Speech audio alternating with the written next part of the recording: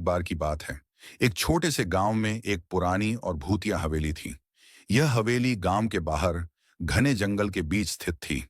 गांव वालों का मानना था कि इस हवेली में भूत रहते हैं और रात के समय वहां जाने वाला कोई भी व्यक्ति वापस नहीं आता। इस हवेली का नाम भूतिया हवेली था।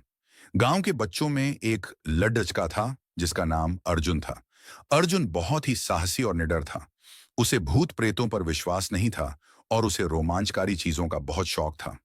एक दिन अर्जुन ने अपने दोस्तों को बताया कि वह उस भूतिया हवेली का रहस्य जानना चाहता है।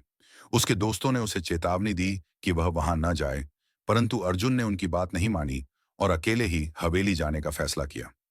एक रात जब पूरा गांव सो रहा था, अर्जुन अपने साहसिक यात्रा पर निकला। उसने अपने साथ एक टॉर्च और कुछ खाने पीने का सामान लिया। हवेली के पास पहुंचते ही उसने देखा कि हवेली बहुत ही भयानक और डरावनी थी। हवेली के दरवाजे पर एक बड़ा सा ताला लगा हुआ था, परंतु अर्जुन ने अपनी पूरी ताकत से उसे तोड़ दिया और अंदर प्रवेश कर गया।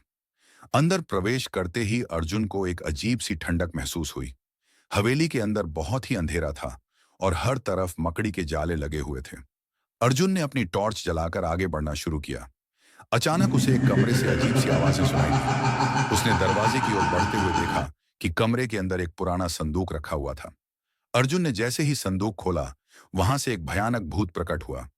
भूत ने अर्जुन को देखते ही कहा, तुमने मेरे आराम में खलल डाला है, अब तुम्हें इसकी सजा मिलेगी। अर्जुन ने बिना डरे भूत से पूछा, तुम कौन हो और यहाँ क्यों हो? भूत ने बताया कि वह एक समय का राजा था जिसे उसके दुश्मनों ने धोखा देकर मार डाला था। उसकी आत्मा अब भी इस हवेली में भटक रही है और शांति पाने के लिए उसे किसी की मदद की जरूरत है। अर्जुन ने भूत की मदद करने का वादा किया और उसकी आत्मा को शांति दिलाने का तरीका पूछा। भूत ने बताया कि हवेली के पीछे एक पुराना कुआं है जिसमें एक गुप्त खजाना छुपा हुआ है। उस खजाने को ढूंढकर अगर वह उसे गांव के लोगों में बांट देगा तो उसकी आत्मा को शांति मिल जाएगी। अर्जुन ने भूत के निर्देशानुसार खजाना ढूंढा और गांव के लोगों में बांट दिया।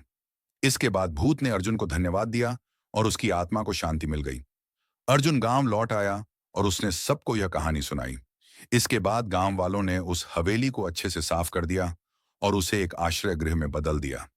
इस तरह अर्जुन की बहादुरी और साहस से एक पुरानी भूतिया हवेली का रहस्य सुलझ गया और गांव वालों को एक नया आश्रय गृह मिल गया। अर्जुन की कहानी सुनकर सभी बच्चे भी उसकी तरह साहसी बनने का प्रण लेने लगे।